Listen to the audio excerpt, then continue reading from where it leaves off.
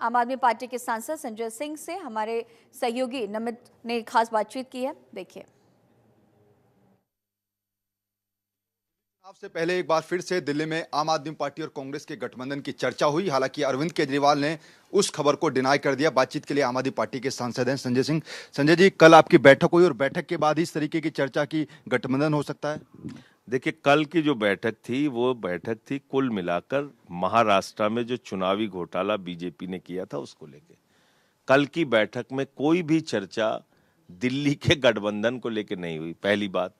दूसरी बात, आम आदमी पार्टी के सबसे बड़े नेता राष्ट्रीय संयोजक अरविंद केजरीवाल जी ने स्पष्ट किया है कि हम दिल्ली में चुनाव में कोई भी कांग्रेस के साथ गठबंधन नहीं करेंगे। आम आदमी पार्टी ने बार बार स्पष्ट किया है कि हम दिल्ली विधानसभा चुनाव में कोई गठबंधन नहीं करेंगे। कल जो महाराष्ट्र का चुनावी घोटाला था उस पर चर्चा हुई। क्या हुआ था वहां? लाखों की संख्या में वोट कटवाए गए, लाखों की संख्या में फर्जी वोट जोड़े गए, लाखों की संख्या में वोट शिफ्ट किए गए। लोग अपने बूथ पे वोट डालने पहुंचे, पता चला इस बूथ पे आपका वोट नहीं है। तो इसको लेकर चर्चा थी और वही चुनावी घोटाला भारतीय जनता पार्टी दिल्ली में करना चाहती है, जिसको लेकर आज अरविंद केजरीवाल जी चुनाव आयोग से मिल रहे हैं।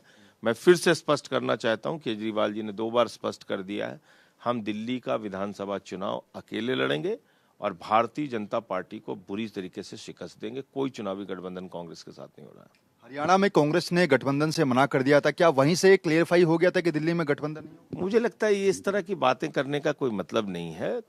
हरियाणा में 10 साल से कांग्रेस हार रही थी, वहां वो गठबंधन करते उनको फायदा होता। 1.8% वोट आम आदमी पार्टी को मिला और 0.8% वोट से कांग्रेस पार्टी हारी है वहां। तो ये एक रणनीतिक भूल कांग्रेस पार्टी की थी, वो उसके बारे में उनसे आप पूछिए। लेकिन जहां तक दिल्ली का सवाल है, दिल्ली में तो हम 3 बार से बीजेपी को बुरी तरीके से हरा रहे हैं।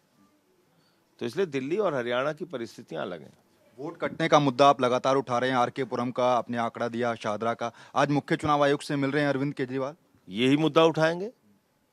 कैसे वोट कट रहे हैं? जब 40-40, 50-50 साल से लोग रह रहे हैं तो वोट कैसे कट रहे हैं, इसको बताना चाहिए उनको।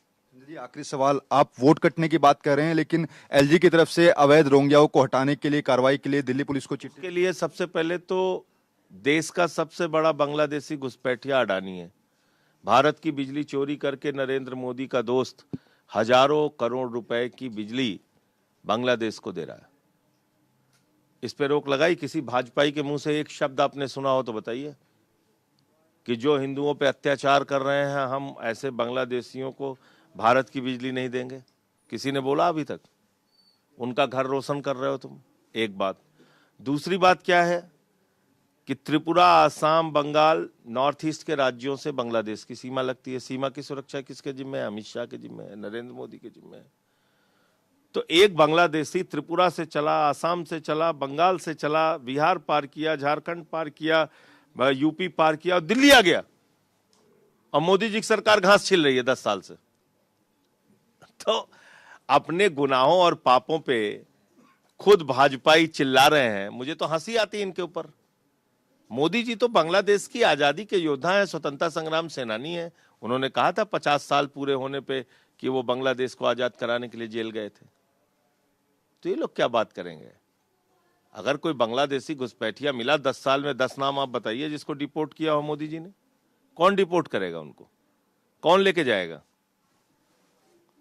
बिल्कुल, संजय सिंह जो कि सीधे तौर पर कह रहे हैं कि आम आदमी पार्टी इस बार अकेले चुनाव लड़ेगी, किसी पार्टी से कोई गठबंधन नहीं होगा।